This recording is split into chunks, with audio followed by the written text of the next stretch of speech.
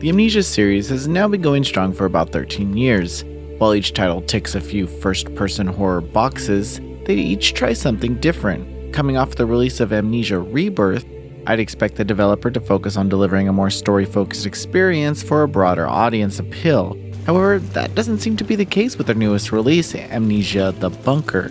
While story aspects are present, this game is shaped by players' actions and how far they are willing to walk through darkness in hopes of escape. Before we get into the review, we'd like to thank our Patreon supporters for making this possible. Please take a second to check out patreon.com/noisypixel to support independent game journalism.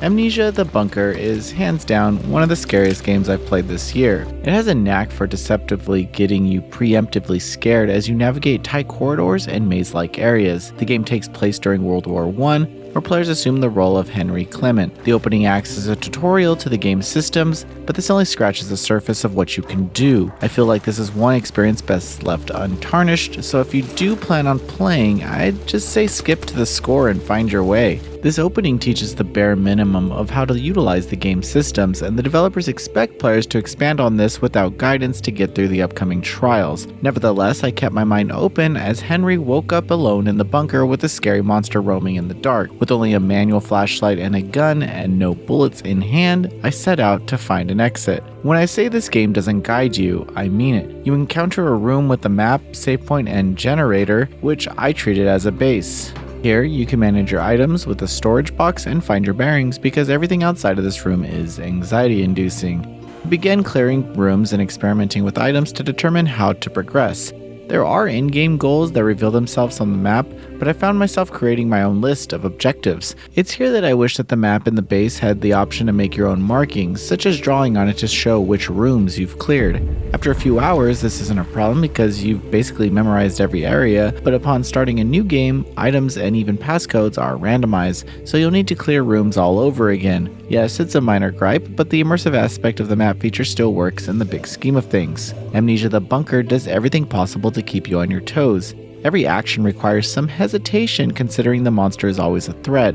From winding up your flashlight to triggering a trap, you need to progress, but how you do so means putting yourself in danger. In addition, various passwords need to be found, hidden behind dog tags. Thankfully, these are all documented, but the tags and codes are randomly scattered to make repeat playthroughs different. These codes aren't always easy to get to, such as sometimes deadly rats will be surrounding a fallen soldier. It's possible to waste ammo and shoot them, but then you discover other means to get rid of them. It's an experience where you are encouraged to try new things just to see if it works. For example, I was being hunted by the monster and found out that I could cover the entrance routes to the rooms with items to hold it off. Moments like this happen all the time. A locked door doesn't require a key when you can blow it up or break it down with some objects. Still, the noise you make is just as much of an enemy as the monster is. The result of the entire experience is one full of tension. Using headphones will likely benefit a playthrough as it allows you to hear the monsters and other audio cues for what's ahead. There's a generator that provides light to the bunker, but this requires fuel. Managing when to use it is crucial, but I'll say that my first playthrough I definitely overused it.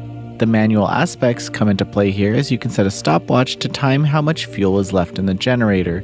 You'll also have to manually load each bullet into your gun and wind up your flashlight during some exceptionally scary situations. My heart was pounding as I fumbled with the controls to load my gun as I could hear the monster only a few meters away. You will likely die a lot. The game's challenge requires you to be experimental but still manage your resources. Saving the game in the base is done at the lantern, and you'll be promptly brought back to it after suffering a game over. Remembering to save is a pretty big hurdle, but I made good use of the feature as you unlock new areas and get a handle on the systems. There are also multiple difficulty options that provide more items and benefits depending on which mode you choose. I played on the default setting for this review and found the challenge high but manageable the more I played. Unlike other scary games, the monster never becomes easier to manage. Sure, sometimes the thing was just annoying, but its use cases evolve in other parts of the bunker. This balanced the scares even as I became more comfortable with the gameplay. I think the curve of understanding all the nuances of gameplay will be too much for fans of first-person horror, but I believe it opens an entirely new door for what the genre is capable of. The overall graphics are decent. The game reuses a few assets, but being a horror title that doesn't overstay its welcome and takes place in one large facility, I wasn't expecting a graphically intensive experience.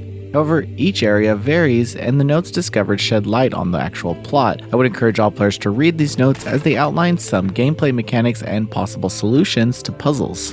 Amnesia the Bunker is an immersive and terrifying experience where players are encouraged to experiment with all the in-game resources to escape a frightening situation. The lack of hand-holding causes some confusion in the opening moments, but the more you invest, the better the nightmare becomes. This is unlike any entry to date, and I'll hesitantly recommend it to anyone looking for a challenging scare. But be prepared, it is scary. Noisy Pixel is giving Amnesia the Bunker an 8 out of 10. Thanks for watching. This video is brought to you by our supporters on Patreon. Noisy Pixel is run by a group of gamers providing independent gaming coverage through news, reviews, previews, and more. Check out our Patreon to help support our continued growth, and subscribe to keep up with all our future content.